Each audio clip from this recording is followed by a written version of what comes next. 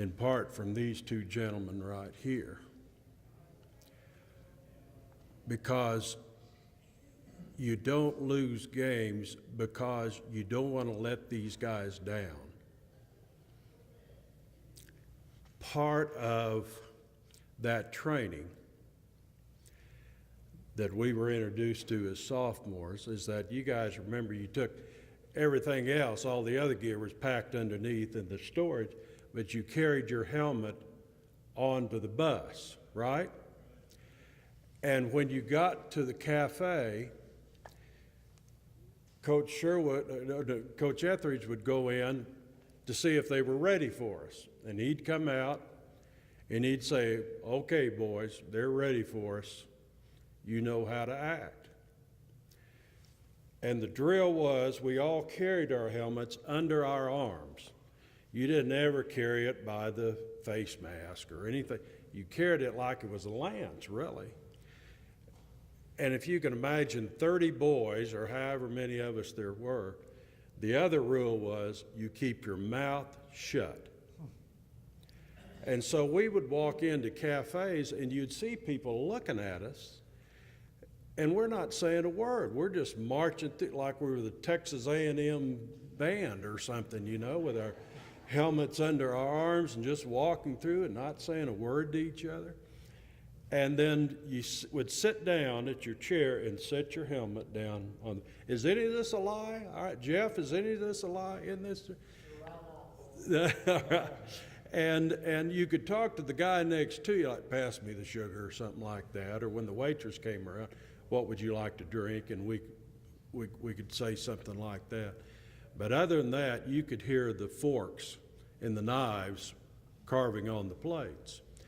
And I'll never forget, back to Shamrock again, my mother later told me that evidently the parents used to find out where the team was eating because they figured it must have been a pretty good place in town to go eat. And so they'd come 2 or 3 hours later, they'd show up and eat. And my parents were sitting there in a booth, and the owner of the restaurant came over. And they had on their purple stuff, you know, and all that. And he said, you all are from Dalhart, huh? And they said, yes, we are. We got some sons playing on the team. And he said, you guys are going to beat us tonight. He said, we've got a pretty good team. We got some good-sized boys, and they like to play football and this sort of thing. But they don't have near the discipline that you have, that your boys have. And he is right. We beat them bad. And I remember that story over the years because it's about older men building character in boys. And I thanked both of these guys here this last couple of days for being coaches, for caring what happened to me and to Pirkle and to Allred and to Ledbetter and you know, I wouldn't want to try to build my life on what a 17-year-old boy is going to think or how he's going to react, but they did. I'll tell one more that leads to this. Well, on Saturday morning, yeah. However, on Saturday morning, the barbershop, the most wonderful thing to be was a Dalhart football player on Saturday morning. When you'd go downtown to Jim Langer's barbershop, and all the old men that look like us then, you know, and we'd walk in there in our leather jackets, and we'd just do something like that. And it was just kind of like the Red Sea would part or something. And of course, the old men were all rehashing the game. And yeah, we won big, but if Etheridge just would have called this sweep instead of this dive, we'd have scored 2 more touchdowns, you know. Of course, they didn't know any more about football than I do now. But anyway, it was just a wonderful time to be a kid. And to be led by 2 men who have so much character. I told that little story about me almost quitting. The truth is, I wouldn't have wanted to ever let these two guys down. Not ever. And that's what hurts about losing. You ask about losing. Is because you just feel like somehow you could have done something else. And my last story, and I'll shut up, but this is a point that's really important to me because it's done a lot to me in my life. I'll never forget when I was a junior and I was sitting in front of my locker after another practice, and I'd managed to get my shoulder pads off, and I'm sitting there in my T-shirt. And Greg Sherwood came over and sat down next to me. And he put his arm on my shoulder. And I don't remember his exact words, but what is in my mind comes out to, Glenn, I know you, and you can be better. Now that's a wonderful thing for an older man to touch a young man's shoulder and say, I know you. I recognize you. I recognize your existence. And it wasn't just football. It was always, how are you doing? I mean, it's Greg Sherwood that started the advanced biology, right? And it's just that when you're coached by people with character, it's hard. You have to work at not having character. And so whether it's walking in the cafe before the game or, what it might be, these guys instilled a lot of us. And there have been times I swear to God, there have been times in my life when things weren't going well. And I'd hear Greg Sherwood say, I know you, Glenn, and you can do better. And what God's grace that is, to be coached by a man like that. So, that's way too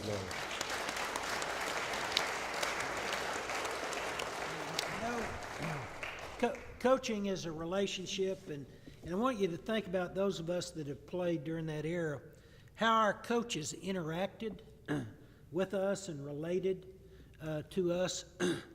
I never remember in all of my junior high and high school playing days hearing a coach belittle a kid or degrade a kid or talk down to a kid or cuss a kid. I just don't remember it. The first time I heard it was in college, and we were in a drill, and this coach comes in, he grabs a kid, and by the face mask, he's yelling, screaming, cussing, and I remember stepping back thinking, what in the world? I've never seen anything like that.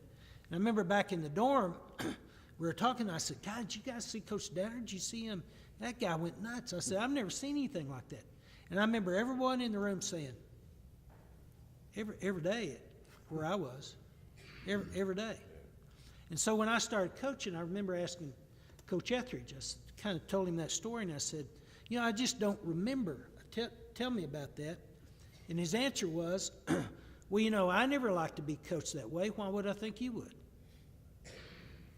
We were not strict disciplinarians, but kind of follow the rule of if somebody didn't know what to do, don't chew him out, teach him what to do so that he knows what to do before you get after him. And don't let him loaf, don't loaf. And we weren't strict disciplinarians, I don't think. There may be those out there that think we do, but we had rules. We don't want to. I might have raised my voice on occasions, but it was with love.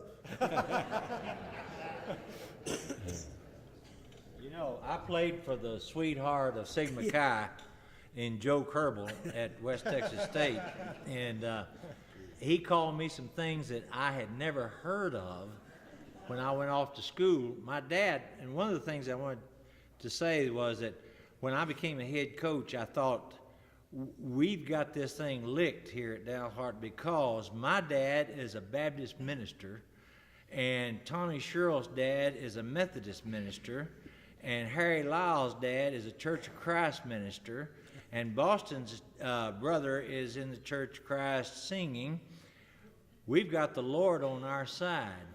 And I said something about this, and Boston said, "The Lord has got more important things to do than worry about a football game."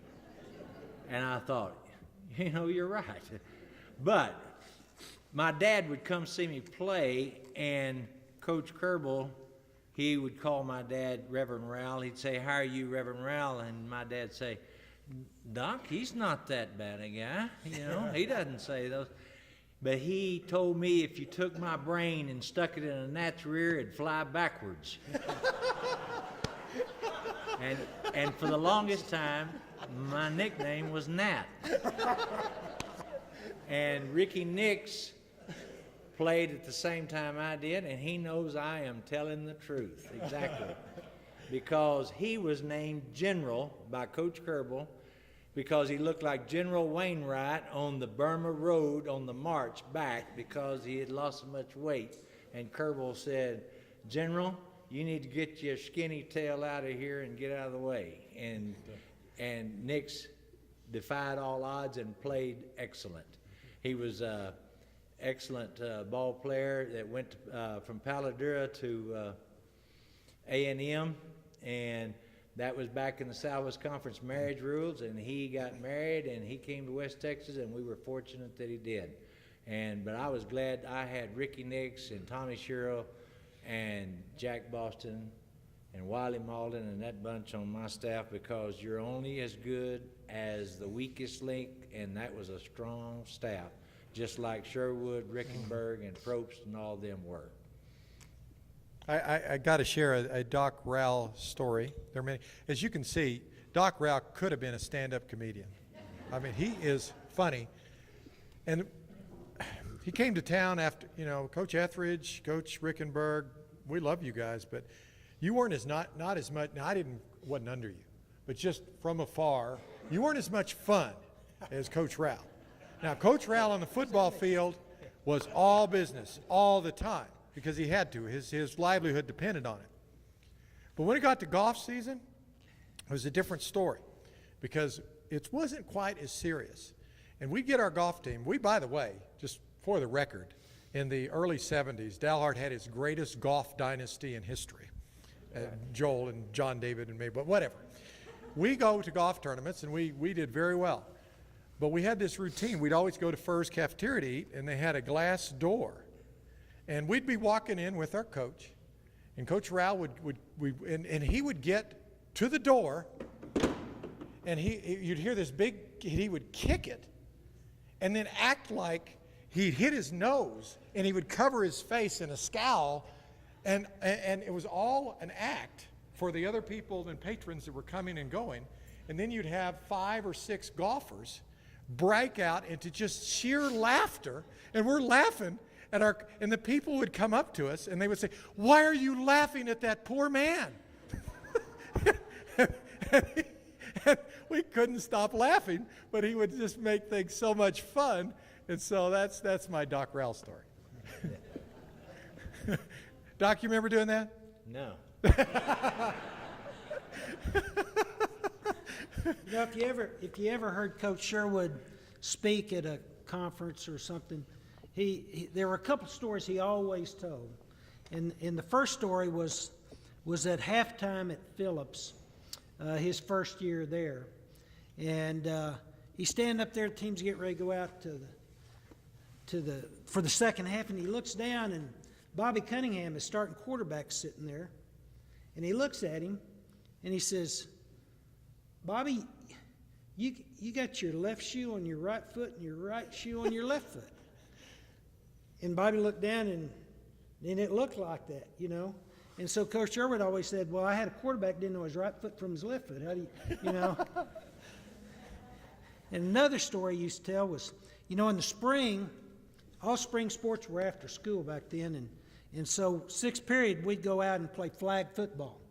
And the way you played flag football is you tackled them, threw them down on the ground, then you pulled the flag. And so That's a stretch. and so tempers could get a little hot, and You know, Jim McCluskey, I remember the spring going into the senior year, you know, he could be pretty mouthy sometimes. And, you know, one particular afternoon he was being pretty mouthy about every play, actually. And, you know, kind of the way Jim was. And he walked by me one time and he said, "You cute little thing, you can't get any flags." And boy, you know, so I took a swing at him and I missed him, and I got up off the ground and I came at him and he just stuck his hand out on my head and just stopped me right there. And so I'm doing this and I'm hitting air. And Coach Sherwood said, "Well, it looked like one of these cartoon things on Saturday morning, you know." And he would tell that story and he'd just laugh every time he'd tell that story. And I said, "Coach, it's just not that funny," you know. It's just not that funny. So anyway, his two favorite stories right here, Bobby. Bobby, you want to deny that? Yes. There we go. I'm Bobby Cunningham, and this story has circulated for 50 years. I was not fleet-footed as a quarterback. I wore a different colored jersey because I was not allowed to be hit in practice. Coach Sherwood thought I was pretty brittle. So they had some shoes made for me because I was a place kicker, and I think Puma made them. They were specially made. And if you looked at them from the top, they had a symmetrical toe. So when I kicked, the ball would go right where the middle of that shoe is. If you turn them over, you see the instep. But I tried putting them on backwards one time, and they fit. So there was a time I put those on backwards. But this story about we played Stinnett, and we scored 3 times. We won 20 or 21 to nothing. But one extra point went that way and one went that way. But that third one went right down the middle. And this all happened after Stinnett instead of Phillips, Mr. Pirkle. Okay.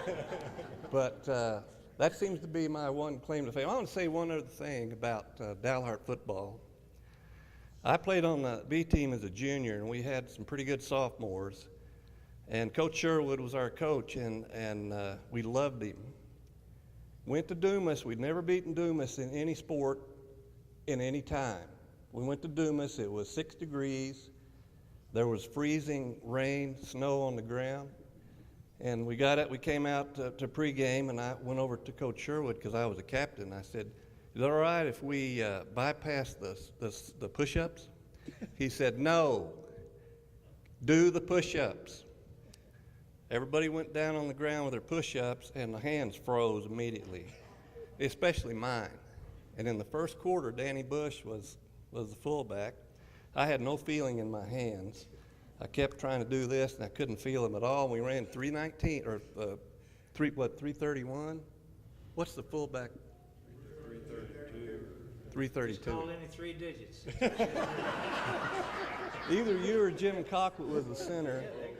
We were on our 20. We snap the ball. It hits my hands and falls in a puddle. I make the turn to hand off to Danny. He comes by and sees the ball on the ground, picks it up, and goes 80 yards for a touchdown. And we beat them 6-0, and that's the first time we beat Dumas, and we've done it a lot of times since.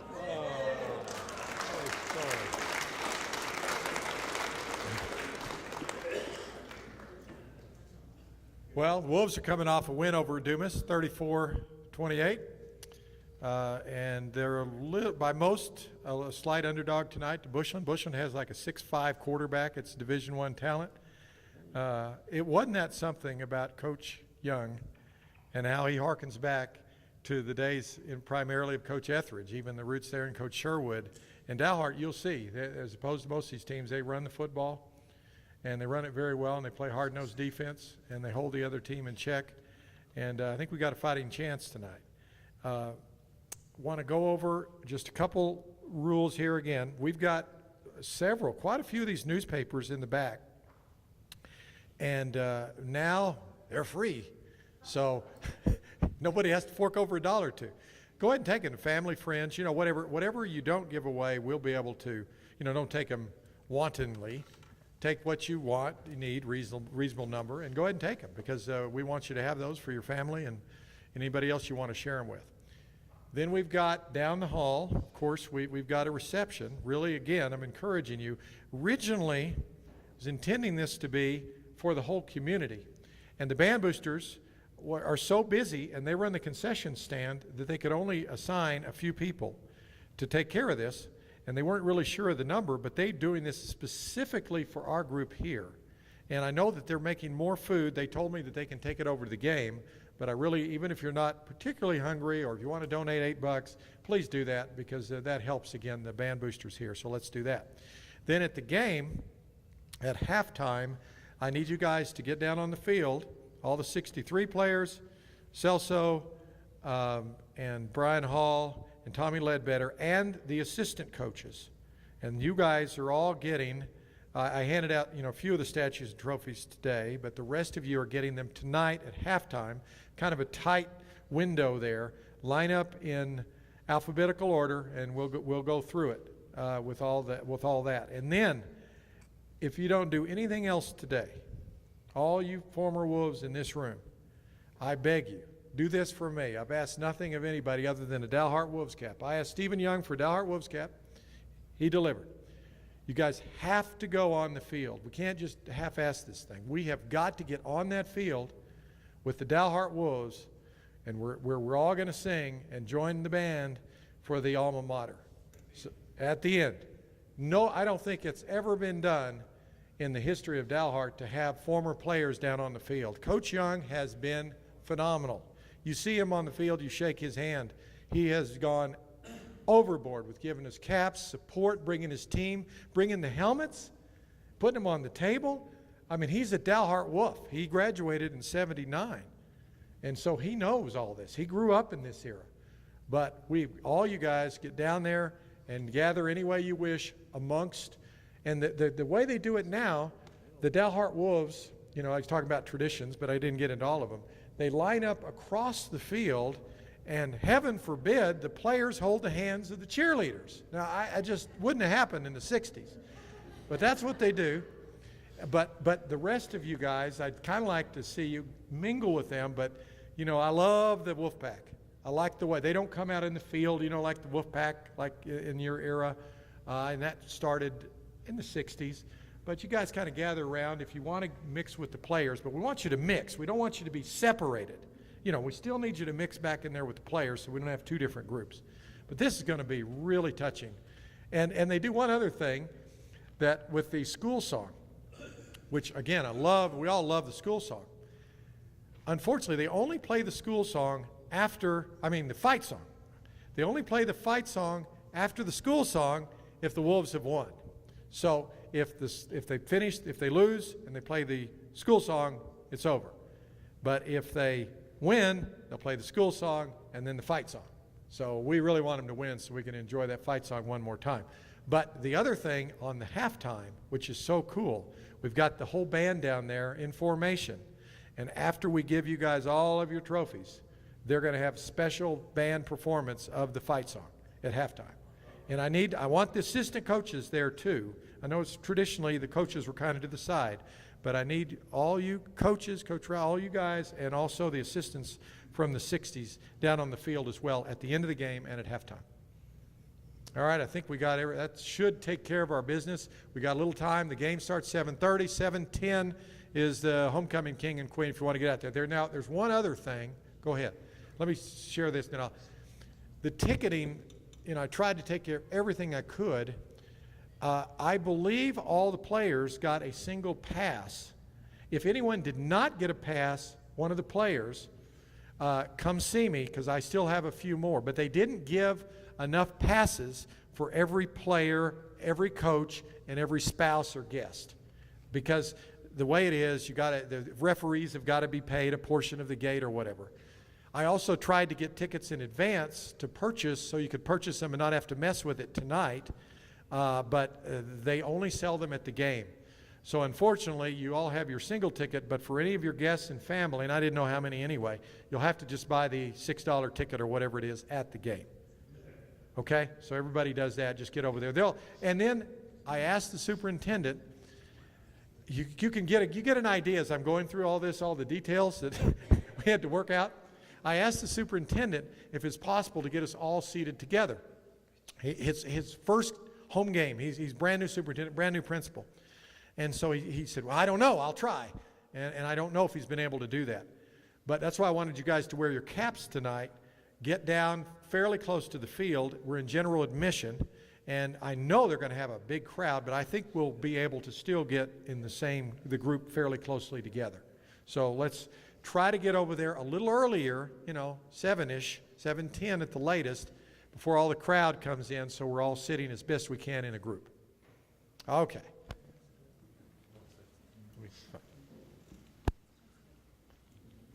I just wanted to say, and I think everybody needs to stand and give Kevin and Joel a standing ovation because this has been absolutely fabulous.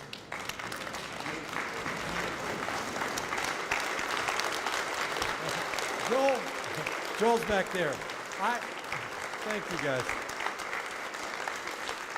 I've hogged the show with the microphone. Joel has done every bit as much, if not more work than I have on this thing. But you guys were worth it. Like I said today, there's one other little comment in closing. I struggled because I got immediate satisfaction and buy-in from all you guys. It's been a long time since 1963. And the community, they still love their team, they love their town, they go to the games, and they've heard about these great teams from the 60s. But most of these people were not born. And so when I'm calling and trying to get things organized, I go, what is, and I got a lot of buy-in in town, but I was thinking, what is wrong with these people? 1963 Wolves, 13-1, number 1 ranked in the state. And then I talked to my brother Craig, very sage brother Craig. He said, Kevin, what if somebody had walked up to you and said, you know what, we're organizing a reunion of the 1913 Dalhart Wolves. Well, I said, that's interesting, that's cool, I'd like to see that, but it wouldn't have been the same. But the community, I knew this would happen. The buy-in, the build-up, the supplement, they have really got into this. Last night, couldn't stay away. I took my daughter, went to the pep rally and the bonfire. They talked about the decade of dominance, the speaker at the pep rally. I mean, they're getting everybody jacked up, and so it's going to be a special night. They are all 100% behind you. So, thank you.